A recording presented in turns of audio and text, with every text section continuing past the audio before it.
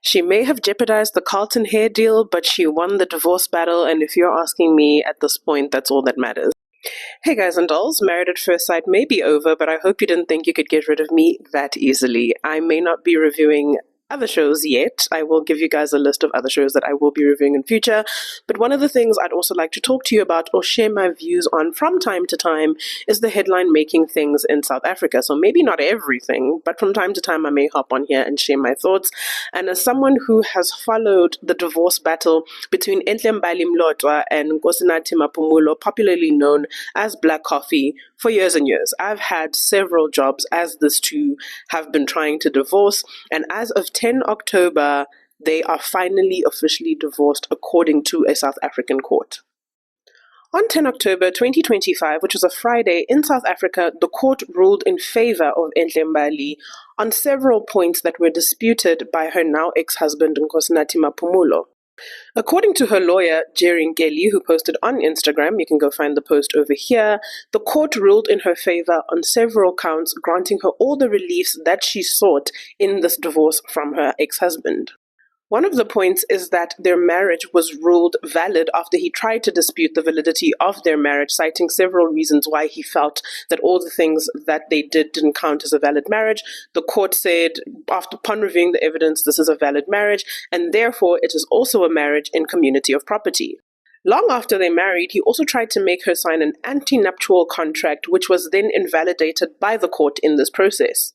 Because of this, he was also ordered to pay spousal maintenance as part of the divorce decree.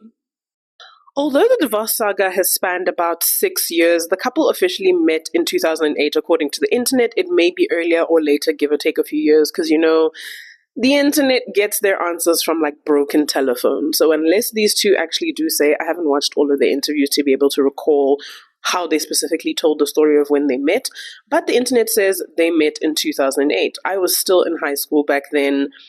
I also just don't have a timeline of how things were, whether she was already acting or she was just venturing into acting, but he was already DJing at that point, so most likely they were both trying to establish themselves in their careers at that point when they met.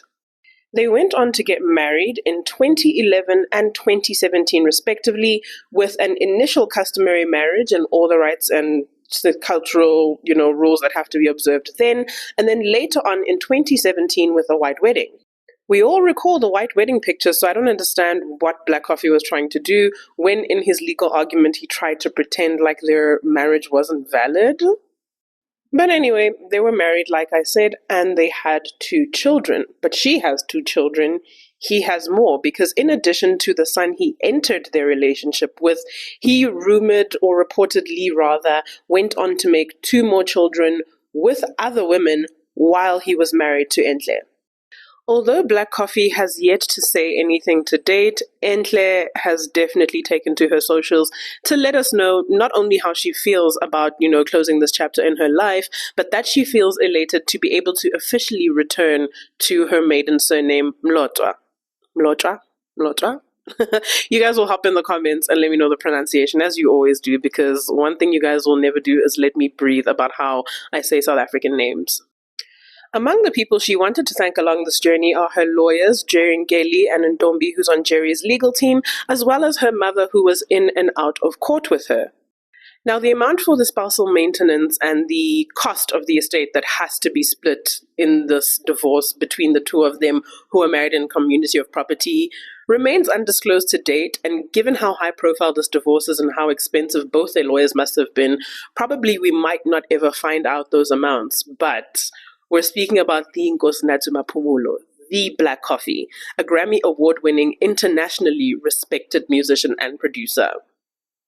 So I know she shot herself in the foot with that hair comment at that hair launch, but this divorce decree might just smooth the burn of what happened with the Carlton situation. And in all honesty, I hope she learns to not say stuff like that going forward, because I know you don't need the bag, but an endorsement deal would still be nice no matter how rich you are.